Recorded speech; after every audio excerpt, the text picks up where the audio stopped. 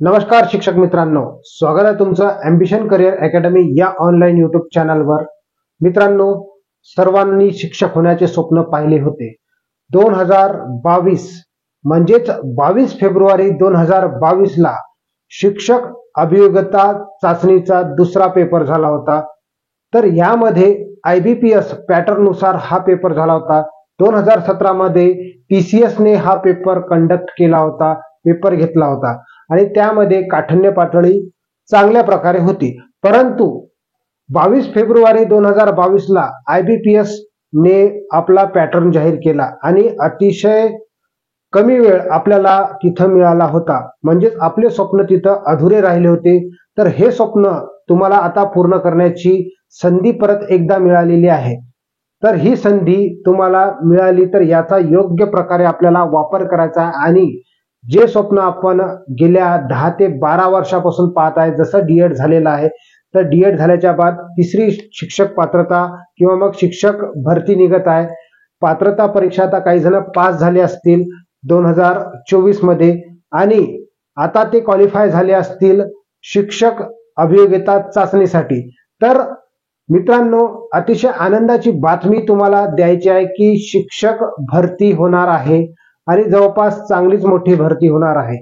मे किंवा जून मध्ये ही भरती होण्याची 100% शक्यता आहे। रिझन याचं हे आहे की ऑफिशियल वेबसाईट वर दिलेला आहे आणि ज्या वेळेस आपण 2022 ला पेपर देणार होतो आणि आपल्याला फक्त 22 दिवस मिळाले होते पेपरसाठी, म्हणजेच 1 फेब्रुवारीला जाहिरात निघाली होती आणि त्यामध्ये फॉर्म भरून आपल्याला अतिशय कमी वेळ मिळालेला होता। परंतु आता आपल्याजवळ भरपूर वेळ आहे आणि या वेळेचा उपयोग करून आपल्याला आता आपलं स्वप्न पूर्ण करायचं आहे।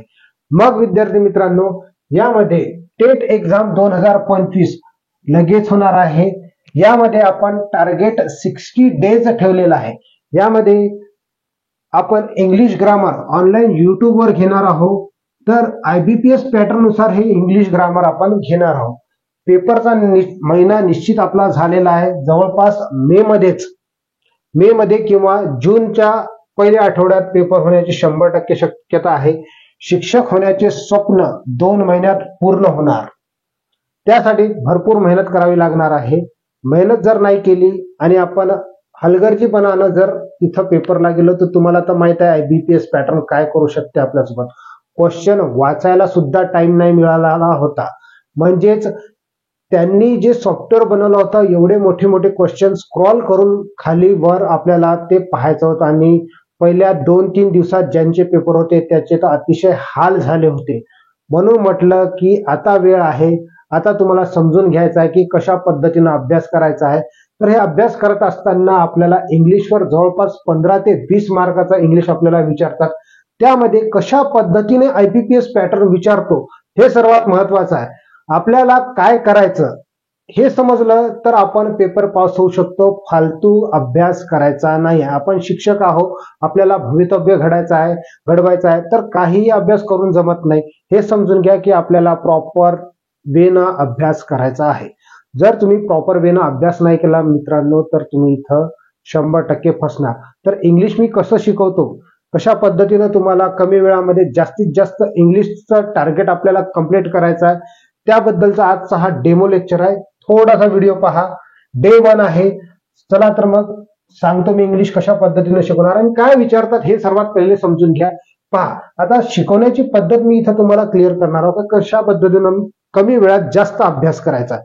फक्त एवढं समजून घ्या की वन वर्ड सबस्टिट्यूशन आपल्याला येतात, 100% येतात।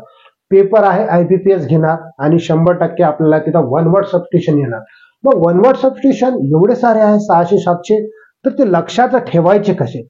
तर लक्षात ठेवायचे असे, तर पहा मी समजून सांगतो। आता हे फोबियाचे वर्ड घेतले, हे पॅटर्न आपण बनवलेलं आहे। एका पॅटर्न नुसार जर आपण अभ्यास केला प्रॉपर वेनं, प्रॉपर मार्गाने आपण अभ्यास केला तर कमी वेळात जास्त अभ्यास होण्याची 100% शक्यता आहे आणि ही माझी गॅरंटी आहे की तुम्हाला इंग्लिशमध्ये मी कुठेही कमी पडू देणार नाही। पहा, फोबिया म्हणजे हे समजून घ्या। फोबिया म्हणजे होते भीतीदर्शक शब्द। मग आपण याची कॅटेगरी बनवली, काय बनवलेली आहे? कॅटेगरी बनवली। मग या कॅटेगरीनुसार आपल्याला काय करायचं आहे, तर इथं समजून घ्यायचं आहे. ओके, मग ही कॅटेगरी कशी, तर आपण काही कॅटेगरी पाडलेल्या आहेत वन वर्ड सबस्टिट्यूशनच्या, म्हणजेच अनेक शब्दासाठी एकच शब्द आपण तिथं वापरतो. जवळपास 2 ते 3 मार्कासाठी आपल्याला याच्यावर प्रश्न विचारतात, म्हणजे विचारतातच. मग पहा कशा पद्धतीने लक्षात ठेवणार. ब्युटी पासून वाटणारी भीती. फोबिया म्हणजे काय, भीतीदर्शक शब्द. आपल्याला एखाद्या गोष्टीमध्ये कशा पद्धतीने भीती वाटते. मग ब्युटी पासून सांगा बरं, कोणीतरी भीत असेल का या ब्युटीला? नाही भीत, कोणीच भीत नाही ब्युटीला. परंतु काही लोक असे असतात की एखाद्या ब्युटिफुल गर्लनं समजा त्याला धोका दिला, मग त्या ब्युटी पासून त्याला भीती वाटत राहते आहे की नाही, तो दूर दूर पळण्याचा प्रयत्न करतो. मग याला लक्षात कसं ठेवायचं, तर ब्युटिफुल मुलगी सेल फोनवर बोलते किंवा सेलो पेनने लिहिते, तर अशा पद्धतीने आपण याला लक्षात ठेवू शकतो कमी वेळात. ओके, मॅरेज पासून वाटणारी भीती. मग मॅरेज तर तुम्हाला माहित आहे की काय देते, तर खुशी देते. परंतु इथं गॅमोफोबिया आपण ज्याला म्हणतो, तर त्याला लक्षात कसं ठेवायचं, तर लग्न केलं, मॅरेज म्हणजे काय, लग्न केलं तर गम येते. काय येते, गम येते. चांगल्याची लाईफ बर्बाद होऊ शकते, बर्बाद होत नसते. बरोबर जर आपण राहिलो, जसं की आता हार्दिक पांड्या म्हटलं, तर तुम्ही पहा त्याला कमबॅक कशा पद्धतीने केलेला आहे.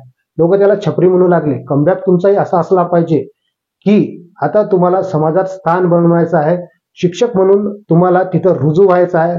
आपलं स्थान जर तुम्ही बनवलं, म्हणजेच हारलेल्याला कोणीच विचारत नाही, जिंकलेल्याला सर्व जग विचारते. म्हणून एक विचार करा की तुम्ही पेपरवरून गेल्याच्या बाद तुम्ही हारलेला चेहरा तिथं नेणार का आपल्या आई वडिलांसमोर. तर हे समजून घ्या की तुम्हाला तिथं जिंकून जायचं आहे. जोपर्यंत तुम्ही जिंकून जाणार नाही ना, तुम्हाला कोणीही ओळखणार नाही. जशी लाईफ तशीच चालू राहणार. पहा तुम्ही विचार करून आपल्या कॉन्टॅक्ट किती आहेत, वाढलेत का नाही, किती लोक आपल्या सोबत राहतात, कशा पद्धतीने राहतात.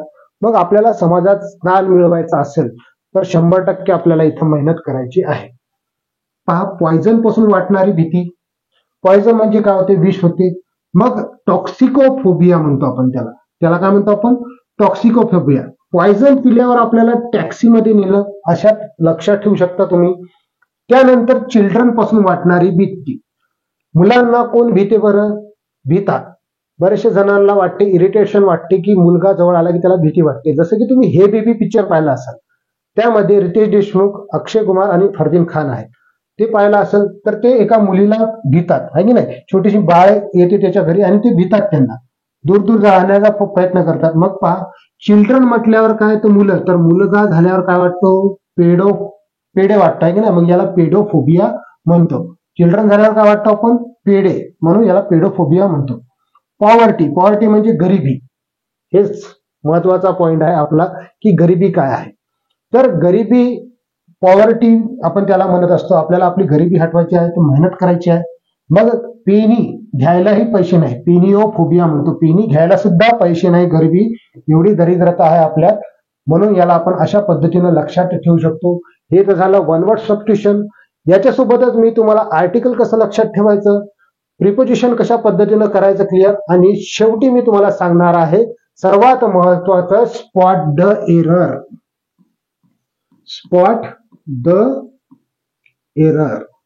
सर्वात महत्वाचं आहे एरर ओळखणे. 5 ते 6 प्रश्न याच्यावर मागच्या वेळेस विचारले होते आणि बरेचसे जण इथं घाबरले होते.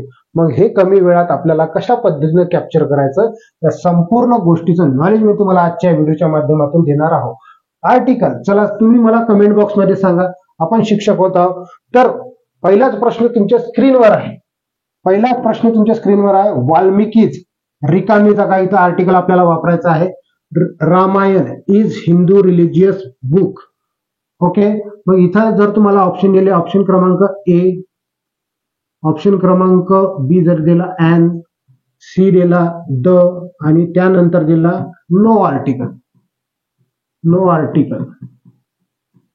चला ओळखा बरं. पहिल्या याच्यात काय यायला पाहिजे, कमेंट बॉक्स मध्ये टाकायचं आहे तुम्हाला. मग तुमचा अभ्यास तुम्हाला समजून जाईल की आपण अभ्यास किती केलेला आहे, आपण किती मागे राहिलेलो आहोत. मग मी तुम्हाला याच्यामध्ये सांगतो की ज्या वेळेस बी आपण धार्मिक ग्रंथ आहे, हे काय धार्मिक ग्रंथ आहे. रामायण म्हणजे काय, धार्मिक ग्रंथ. मग धार्मिक ग्रंथ आहे, त्याच्यासोबत आपण आर्टिकल द वापरतो. एवढं वाचलेलं राहते तुम्ही. तुम्हाला ऑप्शन मध्ये द दिसलं, तुम्ही द निवडून आले, बरोबर आहे. घरी येऊन पाहतो तर हे द तर उत्तरच नाही. रिझन काय त्याचं, तर इथं आपल्याला लेखक दिलेला आहे. लेखकाच्या नावासोबत आपण इथं आर्टिकल द वापरणार नाही. असे छोटे छोटे पॉइंट आहे. छोटे छोटे पॉइंट आपण 100% इथं क्लिअर करणार आहोत. पहा इथं राणी इज ऑनेस्ट, इथं तिन्ही चारी वाक्य वाचून घ्या. राणीवरचे दिलेले आहे. राणी इज रिकामी जागा ऑनेस्ट, राणी इज रिकामी जागा most beautiful girl, Rani is रिकामी जागा most beautiful girl in the college, Rani is beautiful. चला 4 ऑप्शन म्हणजे 4 उदाहरणं दिले तुम्हाला. ऑप्शन सेम आहे. ज्यांना ज्यांना येत असेल, ज्यांची इच्छा असेल टाकायचं ते कमेंट बॉक्समध्ये टाका. पहा राणी इज, इथं आपण आर्टिकल वापरत असतो नामाप्रमाणे. कशा पद्धतीने शिकवतो तेही सांगतो मी तुम्हाला. पहा नाऊन राहते, नाऊनच्या पहिले येणारा शब्द ऍडजेक्टिव्ह असते, ऍडजेक्टिव्हच्या पहिले येणारा शब्द आर्टिकल असते. ओके, मग इथं चेक करा. हा काय आहे, ऑनेस्ट. ऑनेस्ट म्हणजे प्रामाणिक होते, आणि प्रामाणिक हे काय आहे, विशेषण आहे. विशेषणासोबत आपण आर्टिकल वापरत नाही. इथं आपण आर्टिकल कोणतेही वापरणार नाही. राणी इज रिकामी जागा मोस्ट ब्युटिफुल गर्ल. आता तुम्ही नियम वाचलेला असते की सुपरलेटिव्ह डिग्री असेल तर आपण आर्टिकल वापरतो.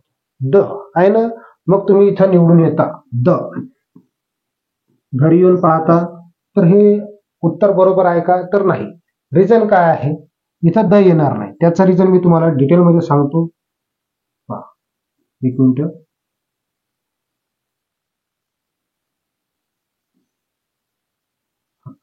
इकडे लक्ष द्या. काय करायचं आता, इथं आपण नाऊन आहे, एक कन्सेप्ट समजली. एका कन्सेप्टनुसार तुम्ही आर्टिकलचा एकही प्रश्न चुकणार नाही. नाऊन आहे, नामाच्या पहिले येणारा शब्द आर्टिकल, सॉरी ऍडजेक्टिव्ह असतो. नामाच्या पहिले येणारा शब्द काय असतो, ऍडजेक्टिव्ह असतो. एक मिनिट.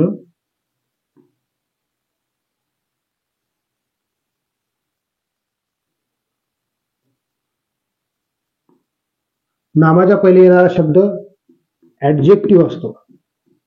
ऍडजेक्टिव्ह असतो आणि त्याच्या पुढे जर कोणता शब्द आला तर ते आर्टिकल मी तुम्हाला सांगितलं. परंतु कधी कधी आर्टिकल येत नाही, तर काय येते, हा राहतो ऍडवर्ब.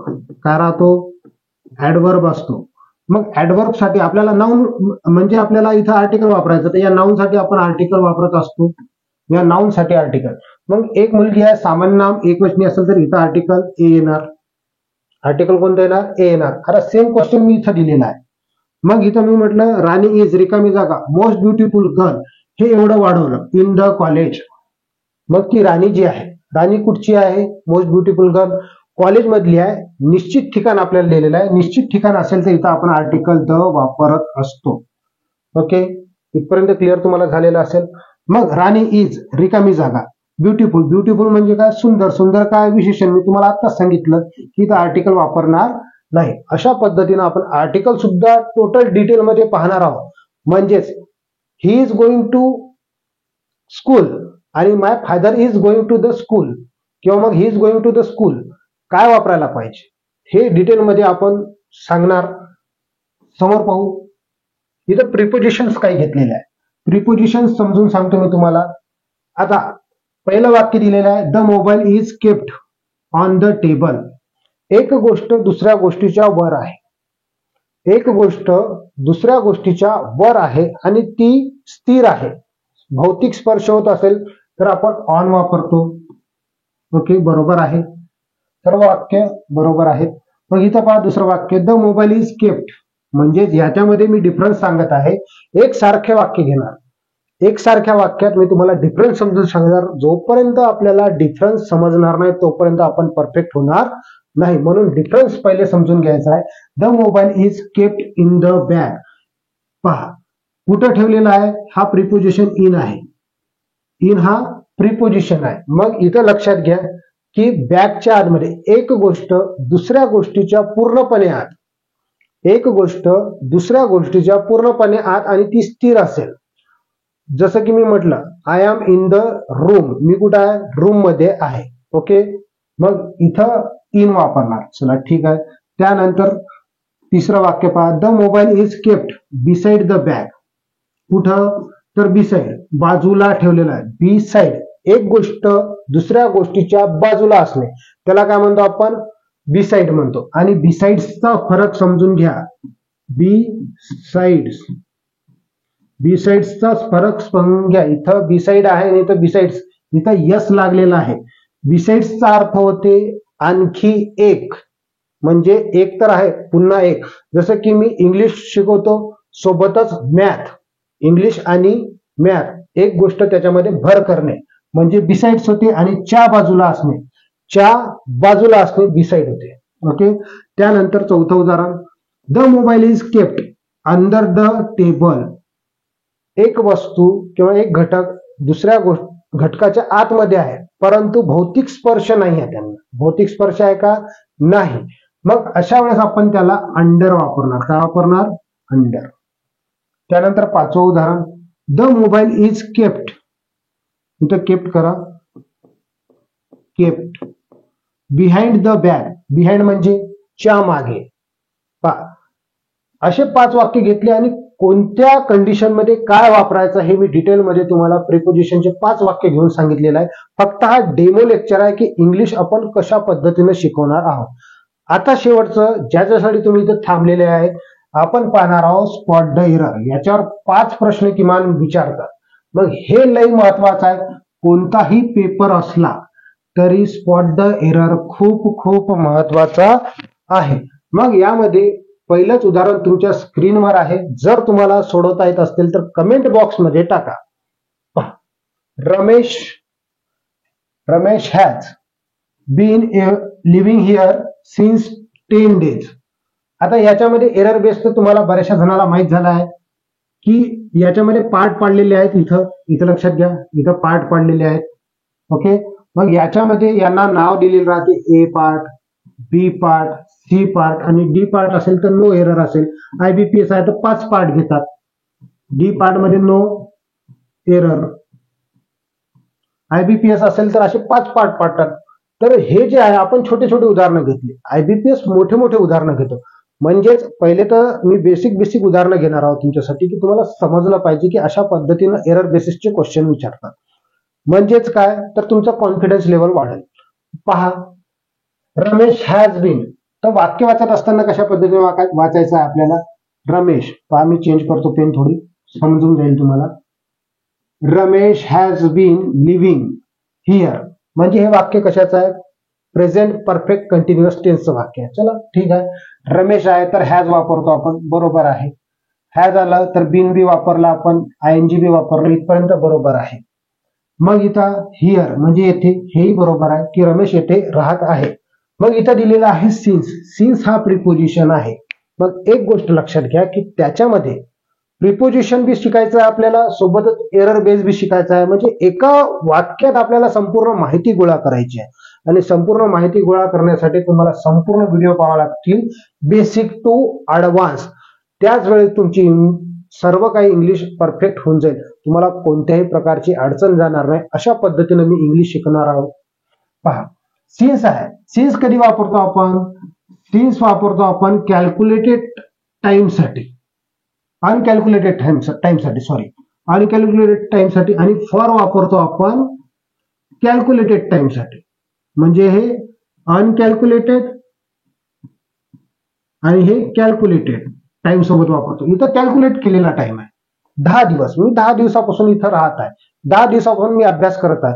मी 3 वर्षापासून अभ्यास करत आहे. म्हणजे एखादी क्रिया भूतकाळात चालू झाली आणि ती आत्ताही चालूच आहे हे दाखवण्यासाठी आपण प्रेझेंट परफेक्ट कंटिन्युअस टेन्सचा वापर करतो. आणि इथं त्यामध्ये आपण टाइम दाखवण्यासाठी सिन्स आणि फॉरचा वापर करत असतो. मग आपण इथं कॅल्क्युलेटेड टाइम वापरला म्हणून इथं सिन्स येणार नाही, इथं येणार फॉर. मग पार्ट सी मध्ये याच्यामध्ये गलती आहे. मग तुम्हाला वाटते की हे प्रिपोजिशन आहे. बरं, एरर बेस मध्ये संपूर्ण ग्रामर तुम्हाला विचारतील पण तुम्हाला वाचताना समजून जाईल असा एरर बेस आहे की तुम्हाला वाक्य वाचायच्या पहिले बी काही वेळेस उत्तर निघून जाते. आता पहा मी कशा पद्धतीने सांगतो समजून. उदाहरण क्रमांक 2, if I was a prime minister. मला एक सांगा, इफ ने वाक्याची सुरुवात व्हायची. आता पहा इथं केअरफुल लक्षात घ्या. इफने वाक्याची सुरुवात होत आहे. मग आपण कंडिशनल वाक्य आहे, हे वाक्य कसे आहे? कंडिशनल आहे. सरळ सरळ गोष्ट आहे, मी समोर वाक्यच नाही वाचत. इफ आय वॉज नाही, if I were, I wear.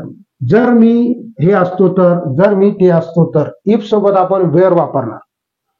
If I were, I was नाही. जर मी राजा होतो तर असं म्हणतो का? नाही. राजा असतो तर, मी पंतप्रधान असतो तर, मी क्रिकेटर असतो तर, मी शिक्षक असतो तर, अशा पद्धतीनं म्हणतो. इथंच एरर सापडलेला आहे. परंतु तुम्हाला समजून घ्यायचा विद्यार्थी मित्रांनो, पहा मी काहीच नाही वाचलं, आय वॉज. काही वेळेस आपल्याला वाक्याच्या सुरुवातीलाच एरर सापडून जातात. त्याच्यासाठी तेवढा डीप मध्ये अभ्यास असणं आवश्यक आहे. याचे टोटल नियम मी तुम्हाला शिकवणार, त्याची नोट्स देणार. हे कशा पद्धतीने शिकवलं याची तुम्हाला जर पीडीएफ पाहिजेत असेल तर डिस्क्रिप्शन बॉक्समध्ये आपल्या टेलिग्रामची लिंक आहे, व्हॉट्सअपची लिंक आहे. दोन्ही लिंक आहेत. तुम्ही दोन्ही चॅनलला म्हणजे जॉईन होऊ शकता आणि हे जे आपण भाग पाहिलेला आहे, कशा पद्धतीनं पाहिलेला आहे, याची संपूर्ण सोडवलेली पीडीएफ जी आहे ती त्या ग्रुपमध्ये तुम्हाला मिळून जाईल. म्हणून म्हटलं की तुम्ही जॉईन होऊन जा. आणि जर तुम्हाला व्हिडिओ आवडत असेल तर व्हिडिओला लाईक करून सबस्क्राईब करून द्या. कारण इंग्लिशमध्ये कंटेंट सध्या युट्यूबवर चांगले तुम्हाला मिळणार नाही मराठीत. अशाच पद्धतीचे कंटेंट जर तुम्हाला पाहिजे असेल तर व्हिडिओला लाईक करून सबस्क्राईब करून घ्या. म्हणजे व्हिडिओ परत परत तुम्हाला स्क्रीनवर येणार नाही. सबस्क्राईब केल्यावर तुम्हाला मिळून जाईल. उदाहरण क्रमांक 3 पहा. ही सेज तुम्ही. आता तुम्हाला माहित आहे की ही सेज तुम्ही हे वाक्य कशाचं आहे? तर हे डायरेक्ट इनडायरेक्टचं वाक्य आहे. मग आपण वाचत असतो, इथं एरर दिलेले आहे आपल्याला, आहे की नाही? 3 part, A B C part. मग याला ओळखायचं कसं? डी पार्ट नो एरर म्हटलं. चला, 5 भाग राहतील, आपण 3 भाग 4 भाग केले. याचे रिझन हे आहे की आपण समजवत आहे, फक्त टाइमपास म्हणून एक डेमो लेक्चर मी इथं बनवत आहे आणि बरीचशी माहिती दिली. टाइमपास नाही आहे, बरीचशी माहिती मी तुम्हाला इथं दिलेली आहे. भरपूर काही नियम तुमचे इथं क्लिअर होऊन जातील. पहा काय म्हटलं, ही सेज. चला ठीक आहे, वाक्य बरोबर आहे, सुरू होते. ही सेज टू मी, बरोबर आहे तिथपर्यंत. कॉमा, इन्व्हर्टेड कॉमा आहे, हेही बरोबर आहे. I am loving my country. आता पहा, मेन गोष्ट हे समजून घ्या की हे वाक्य कशात आहे? सिंपल प्रेझेंट टेन्स मध्ये आहे वाक्य. सिंपल प्रेझेंट टेन्स मध्ये आहे. इथं पहा, आयएनजी मध्ये हे वाक्य दिलेलं आहे. I am loving.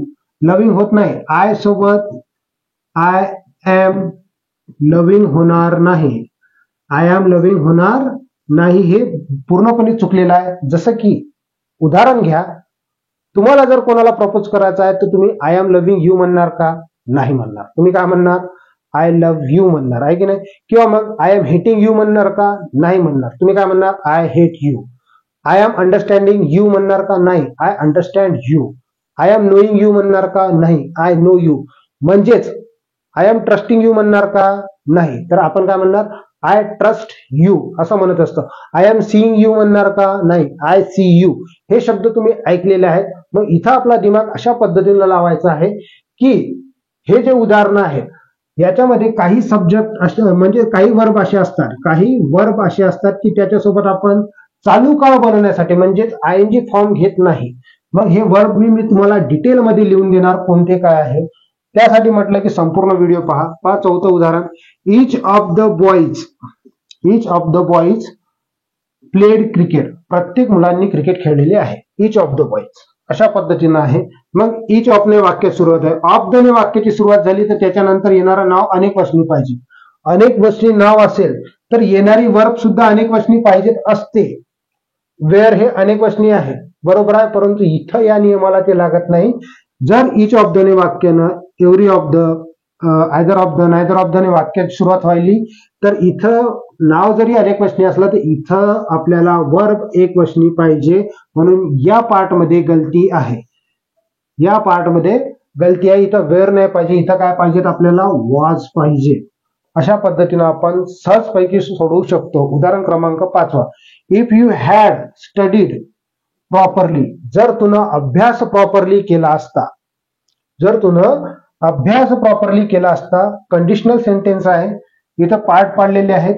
मग पहा, you would have pass the exam. You would have pass the exam. विद्यार्थी मित्रांनो, इथं वाक्य पहिले चेक करायचं आहे की इफने वाक्याची सुरुवात व्हायला कंडिशनल सेंटेन्स आहे. कंडिशनल सेंटेन्स आहे तर हे वाक्य जे आहे पास्ट परफेक्ट मध्ये आहे. पास्ट परफेक्ट मध्ये असेल तर इथं वुड हॅव थर्ड फॉर्म पाहिजे. वुड हॅव थर्ड फॉर्म पाहिजे. तर इथं पास्ट जे आहे फर्स्ट फॉर्म आहे, वर्बचा पहिला फॉर्म आहे, आपल्याला वर्बचा थर्ड फॉर्म पाहिजे. इथं थर्ड फॉर्म पाहिजे, हे फर्स्ट फॉर्म पाहिजेत नाही. अशा पद्धतीने आपण एरर ओळखू शकतो. टोटल डिटेल मध्ये मी तुम्हाला व्हिडिओ युट्यूबवर अपलोड करत जाईल. व्हिडिओ आवडला असेल तर व्हिडिओला लाईक करा. चॅनलवर नवीन आले असेल तर चॅनलला सबस्क्राईब करा. अंकगणित, बुद्धिमत्ता, भूमिती किंवा मग इंग्लिश, मराठी, जीके सोबतच मानसशास्त्राचा जर तुम्हाला अभ्यास करायचा असेल तर आजच आपल्या युट्यूब चॅनलला आणि टेलिग्राम चॅनलला जॉईन होऊन जा. म्हणजेच तुम्हाला तिथं डेली अपडेट भेटत जाईल. व्हिडिओ पहिलाच होता आपला टेटवरचा आणि ईश्वराच्या कृपेनं मला लवकरात लवकर अतिशय 1-1.5 वर्षाच्या आतच डिजिटल बोर्ड घ्यायची कृपा देवाकडून झालेली आहे. म्हणून मी इथं या डिजिटल बोर्डच्या माध्यमातून तुम्हाला शिकवत आहे. असाच प्रेम तुमचं वर्षो. तर विद्यार्थी मित्रांनो, शिक्षक मित्रांनो, भेटूया आपण समोरच्या व्हिडिओमध्ये. धन्यवाद.